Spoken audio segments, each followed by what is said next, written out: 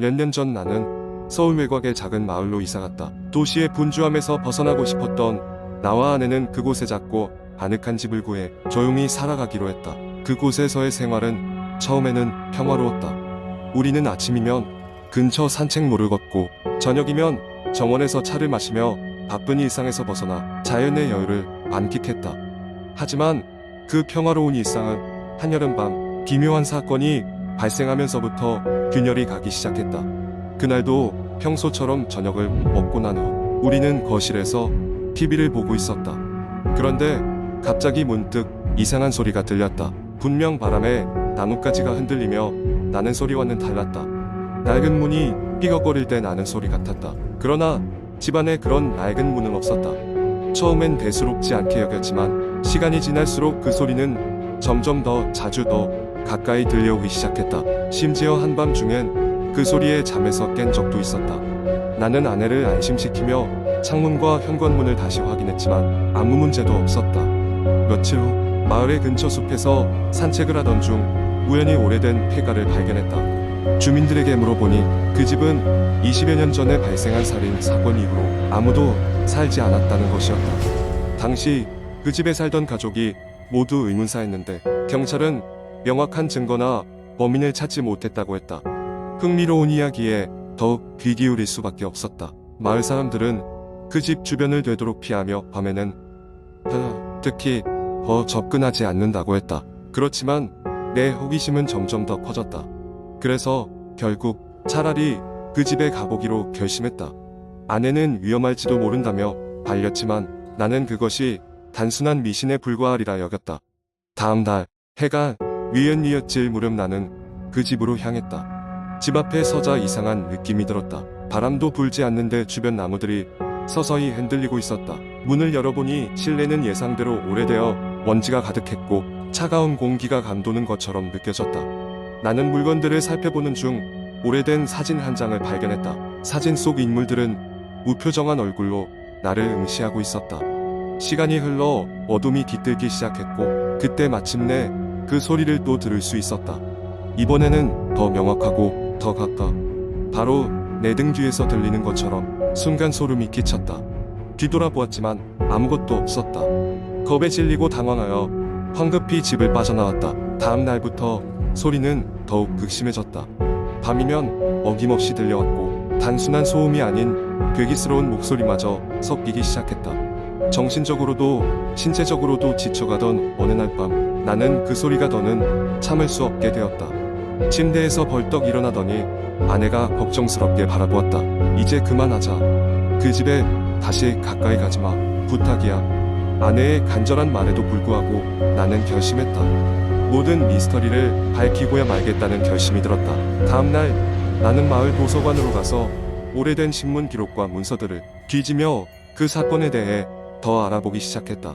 점차 드러나는 사실들은 끔찍했다. 알고 보니 그 가족은 오랜 세월 동안 마을에서 고립된 생활을 했고 아버지가 폭력적이었다는 소문이 많았다. 어느 날 참다 못한 가족 중 한 명이 아버지를 죽였고 그 사실을 숨기기 위해 나머지 가족도 끔찍한 선택을 했다고 한다. 나는 그 집에 얽힌 비밀을 풀기 위해 마을에 나이 드신 할머니를 찾아갔다. 할머니는 모든 사실을 알고 있을 듯한 눈빛으로 날 바라보며 조용히 말했다. 그 집은 자신의 비밀을 지키기 위해 들어오는 자를 쫓아내려고 할 거요. 결국엔 그 소리에 홀려 잊혀버릴 수도 있어. 나는 그 말에 큰 충격을 받았지만 할머니의 조언에 따라 다음 날 밤 다시 그 집을 찾았다. 그곳에서 지난 밤과 다를 바 없는 소음이 울려 퍼졌지만 이번엔 할머니가 준 작은 방울을 흔들며 소리에 정신을 집중했다. 그러자 소리가 점차 사라지기 시작했고 마침내 아주 조용해졌다. 그 뒤로는 더 이상 그 소리가 들리지 않았다. 아내와 나는 그 경험을 교훈 삼아 이후 그 집을 멀리하며 평화로운 일상으로 돌아올 수 있었다. 그 이후로는 절대 그 집 근처에 가지 않았다. 하지만 가끔씩 그때의 소리가 불현듯 떠오를 때면 아직도 가슴이 서늘해진다. 어떤 신비로운 힘이 나를 겁주려 했던 것이었을까? 아니면 단지 나의 상상이 지나친 것이었을까? 그 진실은 아직도 미궁 속에 있다. 두 번째 이야기. 몇 년 전 나는 대학 동기들과 함께 강원도의 작은 산골 마을로 여름 휴가를 떠났다. 도심에서 벗어나 자연 속에서 며칠을 보내기로 한 우리는 과거 한때 번성했던 마을에 버려진 펜션에 머물기로 했다. 오래된 펜션은 주변에 아무것도 없어 밤마다 정적과 어둠 속에 갇혀 있는 듯한 기분을 줬다. 첫날 밤 우리는 바비큐 파티를 열어 술도 마시고 웃고 떠들며 시간을 보냈다. 어느새 밤이 깊어 잠자리에 들 시간이 되었고 피곤해 지친 우리는 각기 방으로 흩어졌다. 내가 혼자 머물게 된 방은 펜션의 2층에 있었고 창문 밖으로는 끝없이 펼쳐진 어두운 산림이 보였다. 하지만 한밤중 이상한 느낌에 잠에서 깨어났다. 마치 누군가 나를 보고 있는 듯한 기분이 들어 주위를 둘러보니 창문 밖으로 하얗게 빛나는 얼굴이 나를 응시하고 있었다. 너무 놀란 나는 비명을 지를 수 없었다. 그 얼굴은 특이하게도 아무런 형태도 없이 허공에 떠 있는 것처럼 보였다. 나는 급히 불을 켜고 창문으로 다가가 밖을 내다봤지만 아무것도 보이지 않았다. 다음 날 아침 나는 친구들에게 밤의 경험을 이야기했으나 모두 피곤해서 꿈이라며 대수롭지 않게 들었다. 하지만 그날 밤 나는 같은 꿈을 다시 꾸었다. 이번에는 더 생생했다. 하얀 얼굴은 이번에도 창문 밖에서 떠 있었고 이번에는 희미한 목소리로 누구냐 여기에서 나가라라고 속삭이는 듯했다. 오싹한 기분에 도저히 잠을 이룰 수 없었던 나는 거실로 나가 친구 중 한 명과 함께 남은 술을 마시며 시간을 보냈다. 나와 대화를 나누던 친구는 이상한 이야기를 꺼냈다. 이 펜션은 오래전 주인이 살고 있던 중에 실종되었고 그 후로 펜션은 방치되었다고 했다. 그 이야기를 들으며 나는 뭔가 잘못됐다는 직감을 지울 수 없었다. 마지막 밤 나는 아무리 피곤해도 잠들 수가 없었다.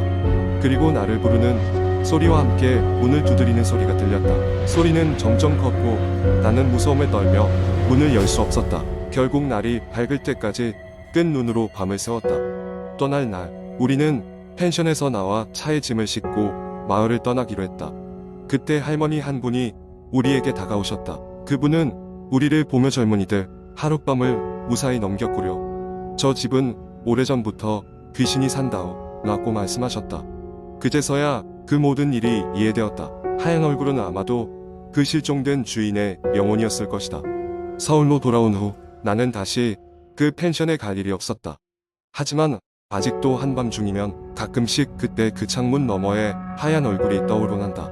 내 눈에 선명하게 남아있는 그 얼굴은 어쩌면 나에게 떠나라는 메시지를 던지는 것일지도 모른다. 펜션에 머무는 동안 겪었던 모든 일들은 단지 공포의 순간들이었을 뿐이었지만 여전히 내가 이해할 수 없는 무언가가 그곳에 있었다는 생각에 전율이 느껴지곤 한다. 앞으로도 그 펜션은 나에게 두 번 다시 가고 싶지 않은 곳으로 남아있을 것이다. 이 이야기는 순전히 상상에 의해 만들어졌으며 여러분의 상상력을 자극하기 위한 것입니다.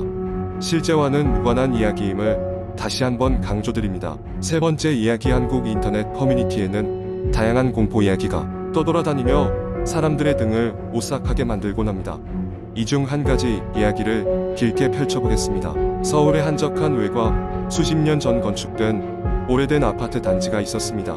이 아파트는 시간이 지나며 점점 낡아갔고 많은 주민들이 떠나갔지만 아직 몇몇 세대가 남아있었습니다. 그중 한 세대에 살던 영민은 대학을 졸업한 후 취업 준비를 하며 부모님과 함께 생활하고 있었습니다. 어느 날 밤 영민은 늦게까지 컴퓨터 앞에 앉아있다가 문득 이상한 느낌을 받았습니다. 창문 밖은 어두웠고 그날따라 동네는 음침한 정막이 감돌았습니다. 잠시 후 영민은 작은 소리를 들었습니다. 처음에는 바람 소리라 생각했지만 점점 더 분명한 사람의 속삭임처럼 들려왔습니다. 호기심이 생긴 영민은 소리가 나는 쪽으로 다가갔습니다. 소리는 방 구석의 낡은 책장 뒤편에서 나는 것 같았습니다. 영민은 책장을 밀어보았고 그에는 벽에 작게 뚫린 구멍이 있었습니다. 그는 구멍에 귀를 대고 들어보았습니다. 그 순간 찬 바람이 그를 스쳐 지나가며 소름이 돋았습니다. 누군가 작게 웃고 있는 소리가 분명하게 들렸습니다. 겁이 난 영민은 급하게 방을 빠져나와 문을 닫았습니다. 그날 이후로 영민은 밤마다 그 소리를 듣게 되었습니다. 매번 같은 시간 밤 2시가 되면 어김없이 들려왔습니다. 그 소리는 점점 더 명확해졌고 이제는 속삭임뿐만 아니라 발소리와 문 여닫는 소리까지 들릴 정도였습니다. 영민은 공포에 질렸지만 부모님께는 얘기하지 않았습니다. 그들도 무서움에 휩싸일까 걱정됐기 때문이었습니다. 어느 날 밤 영민은 용기를 내어 그 소리의 근원을 찾아보기로 결심했습니다. 그는 휴대폰 손전등을 켜고 조용히 방을 나와 소리가 나는 방향을 따라갔습니다. 소리는 점점 아파트의 지하실 쪽으로 향하고 있었습니다. 지하실 문을 열자마자 그는 한기를 느꼈고 호기롭게도 계단을 내려가기 시작했습니다. 지하실은 어둡고 눅눅했습니다. 오래된 물건들이 무질서하게 쌓여 있었고 발을 내디딜 때마다 바닥에 가벼운 먼지가 피어올랐습니다. 그때 손전등 빛이 한 아이의 모습을 비췄습니다. 잔뜩 헝클어진 머리의 어린아이가 영민을 보고 웃고 있었습니다. 영민은 심장이 멈추는 듯한 충격을 받았고 무작정 뒤돌아 도망쳤습니다. 그 후 영민은 꿈인지 생시인지 모를 환각을 밤마다 경험했습니다. 어느새 자신도 모르게 그 아이의 모습이 눈앞에 어른거렸고 속삭임 소리는 그의 잠든 시간에도 끊이질 않았습니다. 결국 그는 정신과 치료를 받기 시작했고 부모님은 걱정 끝에 이사를 결정했습니다. 이사를 가기 며칠 전 영민은 마지막으로 지하실 이야기를 부모님에게 털어놓았습니다. 부모님은 황당해하며 믿지 않았지만 어쨌든 이사를 서두르기로 했습니다. 이사 전날 밤 그는 다시 한번 지하실을 찾았습니다. 이번에는 그 아이의 모습을 분명히 바라보고 싶었습니다. 지하실에 도착했을 때 그는 예상대로 다시 그 아이를 마주했습니다. 아이는 그저 웃고 있을 뿐이었지만 이번엔 영민은 두렵지 않았습니다. 왜 여기에 있어? 라고 물어보자 아이는 조용한 목소리로 대답했습니다. 난 여기서 나갈 수 없어. 내가 구해줘야 해. 그 말에 당황한 영민은 아무 말도 하지 못하고 뒤돌아섰습니다. 그가 돌아서자 등 위로 문득 문이 닫히는 소리가 들렸고 아이의 모습은 더 이상 보이지 않았습니다. 그날 이후 경민은 다시는 그 소리를 들을 수 없었습니다. 그리고 가족과 함께 새로운 집으로 이사갔습니다. 하지만 가끔 한밤중에 깨어날 때면 그 아이의 웃음소리가 마음 한구석에 서희미하게 메아리치는 듯한 기분이 들곤 했습니다.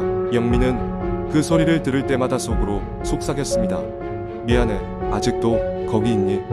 이 이야기는 시간이 흘러도 사람들 사이에서 계속해서 회자되며 이 아파트는 현재도 버려진 채 남아있다고 합니다. 많은 이들이 그 지하실에 가서 한밤중이 소리와 그 아이를 다시 마주하기를 두려워합니다. 하지만 아무도 그 아이를 다시 보았다고 증언하지는 못했습니다. 그렇게 아이와의 비밀은 아파트가 허물어질 때까지 계속될 것입니다.